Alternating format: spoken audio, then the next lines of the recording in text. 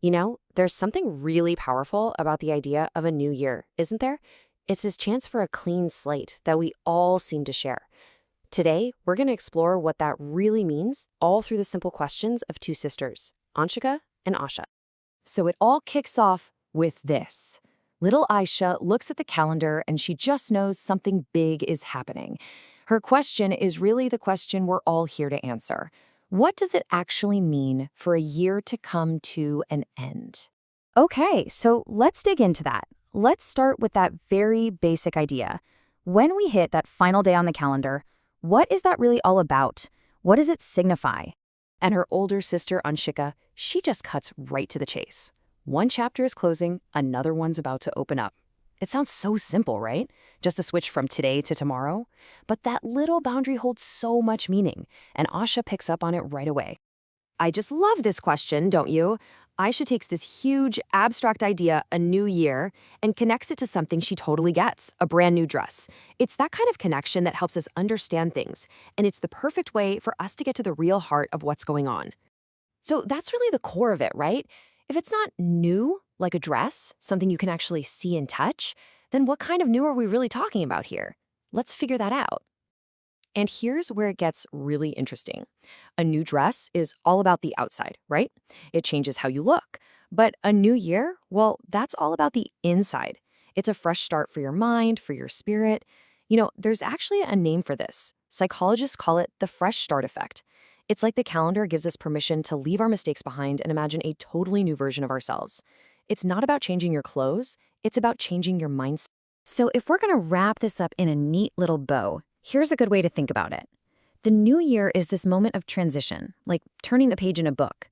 It's a clean slate that we all get to share. And that feeling of shared possibility, well, that's exactly why people get so happy about it all over the world. And that, of course, brings up the next big question, which Asha is right on top of. If this is all just a mental reset, then why do we have all the parties and fireworks? Why do we even celebrate?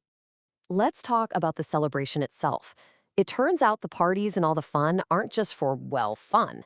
They're actually really meaningful rituals that do two very important things at once. So what's so cool about this is how the celebration actually looks in two directions at the same time.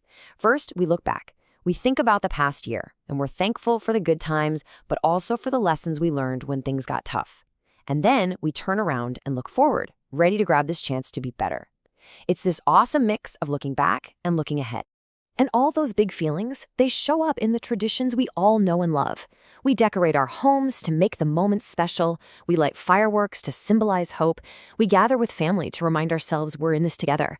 And of course, a lot of us channel all that forward-looking energy into one specific thing, making New Year's resolutions. And that last one, resolutions, that's a whole big idea in itself. This whole concept is probably the most personal and powerful part of the new year. It's way more than just a tradition. It's a promise. And, of course, Asha asks the exact right question. We hear that word all the time, resolution. But what does it really mean to make one? And why is it so connected to this one time of year? And you know what? The answer is so simple, but so powerful. It's a promise. But it's not a promise to your parents or your friends. It's a promise to yourself. It's you taking that feeling of a fresh start and turning it into an actual plan. It's you deciding to write the next chapter of your own story. And the best part is, these promises don't have to be some huge, life-changing thing. Just look at these examples. They're often simple, everyday actions.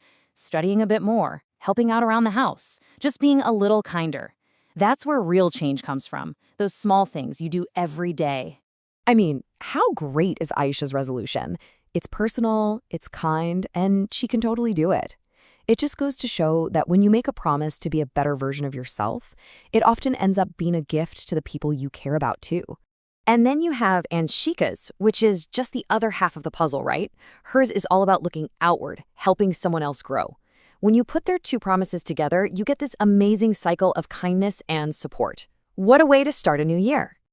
So when you put it all together, the fresh start, the celebration, the promises, it all leads to this final, maybe most important piece of the puzzle, that incredible feeling of hope that the new year brings. It's all about looking forward. And wow, Asha just says it all with these simple words, doesn't she? It's like, okay, old year, thank you for everything, but we're moving on. And then this happy, open-armed welcome to whatever comes next. It's just a moment of pure optimism. And really, that's what this is all about. The turning of a calendar page is just a symbol.